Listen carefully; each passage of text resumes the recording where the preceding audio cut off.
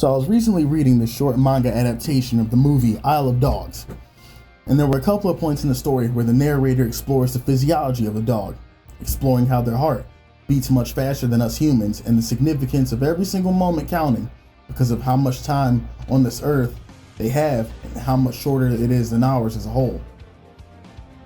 I think this analysis of the reality of the limited time we have with our pets could also serve as a sobering reminder to ourselves about our own time on this planet.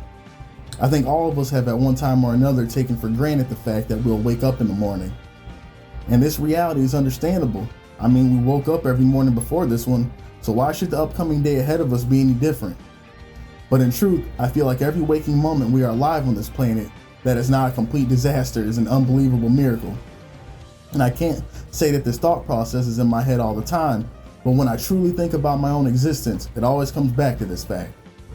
I think about how every waking moment there are so many processes that are occurring within my body to keep me functional at any one time. The mechanism that as our body functions in such an efficient manner that the whole of my being is 95% on autopilot at all times. We don't have to control our blood or oxygen flow. We don't have to remind ourselves to breathe on a regular basis.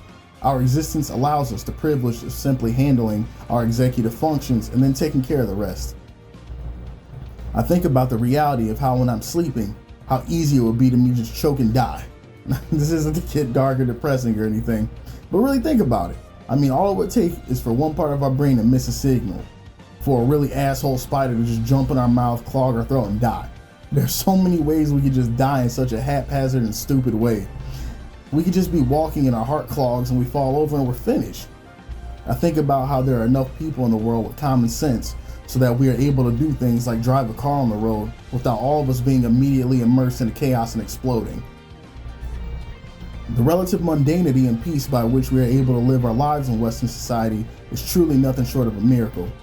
And I understand that this is absolutely not the case for everyone, and this reality is sort of the crux of this video. So many of us are all truly just lucky in so many senses that we take for granted to an outstanding degree without acknowledging the fact that this gift we are given could be taken away at any damn moment. I was watching a video where a man stated that the concept of an afterlife is one of the worst things that we as a race of beings could have ever created. And as more time is going on, I've started to get what they meant.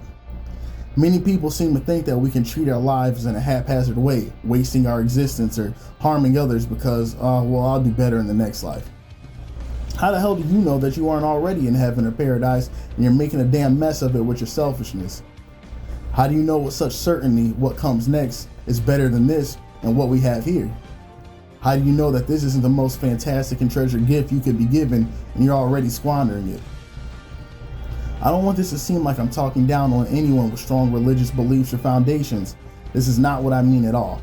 I think that we should all have the ability to live our life with such devotion and faith to something that we are willing to put our lives on it. This type of commitment is one of the most beautiful things we can produce as humans. At least I think so. What I want to express though is that it's important that we be mindful of the reality of our ignorance. Many of us don't even know our damn selves to a competent degree, so for us to make proclamations of the world at large is arrogant and boastful beyond measure. I think it's important for us to live a life of deep curiosity, of sincere kindness, of vibrant energy, and genuine respect, because if we're being honest with ourselves, this is about all we can do. If we are truly open, every moment there is something that's going on that could leave us in awe of existence. Every moment we have the opportunity to make the world in a minuscule way that much better or worse based on the effort that we put in. And I do not think that this is a small thing because the part becomes the whole. When you have enough people ruled by unconscious, bigoted, and harmful thoughts and behaviors, it doesn't take long to turn whatever environment these people are in into ruin. But by the same token, if you have enough people together who treat each other well and continue to put in effort in their growth, the things we can and will accomplish are limitless. I think our effort to change the world starts on an individual level. It is foolhardy of us to talk about changing our city, our state, or the world when we don't even have our own shit together. How can I tell you how to run a business or a country when I can't even manage my own household affairs? You cannot, and I believe it's foolish to think that you can. Our effort to begin seeing change in the world begins with ourselves. Every day is a new chance to be a little bit stronger, experience a little bit more, and be slightly less of a dumbass than you were the day before. And I believe if you take this approach for long enough, it's possible for us to be creatures truly worthy of respect and worth contending with. One of the biggest things that hold all of us back is the willingness to endure. It becomes discouraging when we work out hard for months but our results are not what we want. When we play guitar for weeks but we still can't hit that solo correctly. And it's at this point that many of us give up and go back to our old ways. But there are a few who decide to do something different. There are a few people who look at this frustration, acknowledge it for the pain in the ass that it is, but they do something magical. That is, they keep doing the damn thing anyway.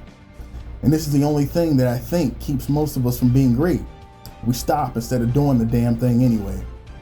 Well, from here on out, I'm issuing a challenge to myself and all my viewers. We are no longer quitting. Whatever road you're embarking on, if you have determined it means something to you, I'm asking you to commit to it. I want you to see it through, because I believe that it's through this climbing the mountain that we find our nirvana. And it's going to be an absolute ass of a time sometimes, but that's okay because we're strong and we can handle shitty things. We aren't quitting anymore, my friends. We've been there and we know where that goes. From now on, we're going to be examples, and I'm excited to do this together with all of you. If you are someone who watches and enjoys my content, I want you to know that this act means something to me, and you mean something to me as well. Whatever your reasons for sticking to this channel, I'm happy you continue to go with me as we try to find out and see where this thing goes. I know this was a hell of a rant, but I'm glad I've been able to speak my piece, and I want you all to know that I intend to do my best to hold myself to the standard that I've set forth in this challenge as well.